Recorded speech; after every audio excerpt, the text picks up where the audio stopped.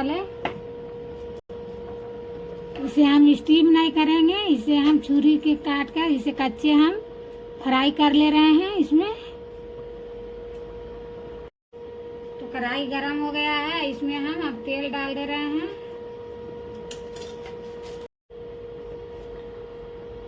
तेल गरम हो गया, इस तरह से छुरी से काट काट के डाल दे रहे हैं।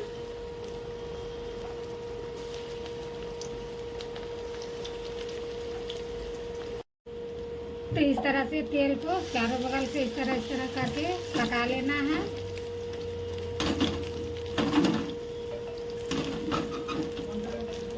इसे मीडियम आंच में पकाना है, नहीं तो अंदर में कच्चा रह जाएगा। इस तरह से हम पलटा दे रहे हैं।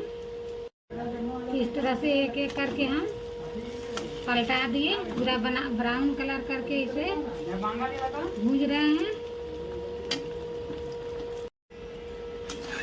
अब इसे हम पूरा ब्राउन हो गया है, लाल हो गया है, देखिए। अब इसे हम निकाल दे रहे हैं एक प्लेट में।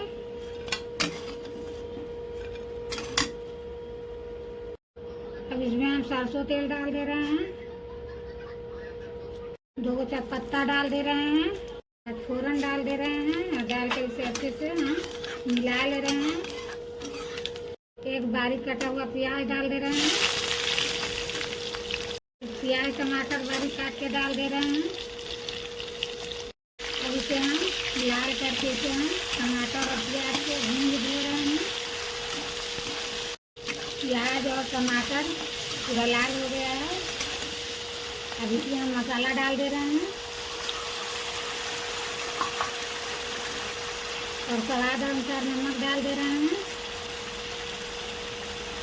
इसे अब एक साथ सब हम 5-6 मिनट तक मसाला को भून ले रहे हैं लाल करके पूरा।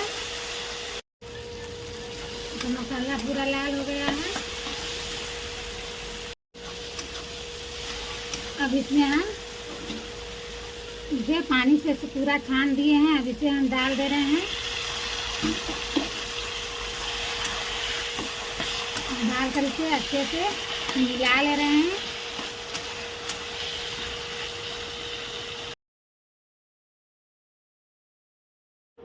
मेरा वीडियो अच्छा लगा आप लोगों को तो चैनल को सब्सक्राइब कीजिए, लाइक कीजिए, कमेंट कीजिए, शेयर कीजिए दोस्तों के साथ, मेरे प्यारे प्यारे भाई बहना।